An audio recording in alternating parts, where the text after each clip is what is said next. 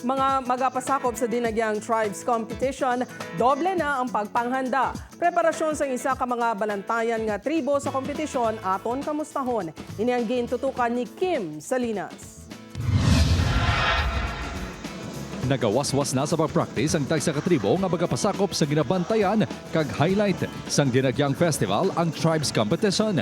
Kanya-kanya nga polish sang saot, kag patahom sang costumes kag props.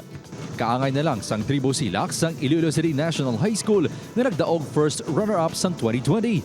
Ang among ginaobra is we started at 4 o'clock in the afternoon after salvo. Kag nagatapos siguro kami almost mga 3 o'clock. Pero sa October na yan, nag-engage kami mga 8:30 to 9. Wala na ko yung nagapalapag dito sa kaagahon. Subong lang gina after salvo. Kaya siyempre, of course, napit naman lang. Suno sa ila tribe manager kag principal sang Iloilo City National High School, 80% na nga preparado ang bulutuan. Pero ang 20% daw kabudlay palabuton, no? Hasta next week.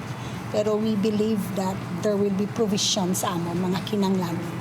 Apisan may pagpanghangkat, nagpasalig ang principal sa bulutuan sang best performance. Now, we do not settle for less. Himuon namon ang tanan nga kakayahan tungod nga gusto man namon buligan ang syudad sang Iloilo. Padayon ang pasalig sang Iloilo Festivals Foundation Incorporated nga world-class ang performance sa pagbalik sa eskwelahan sang Dinagyang Tribes Competition. Ginamonitor man ni sila sang ating artistic directors, no, to give guidance man sa ila. So we are excited to see their performances on January 28 sa aton nga mga tribo. Nakahatag na sa ginabanta 1.4 million pesos nga subsidy ang LGU kag IFFI sa kada tribo.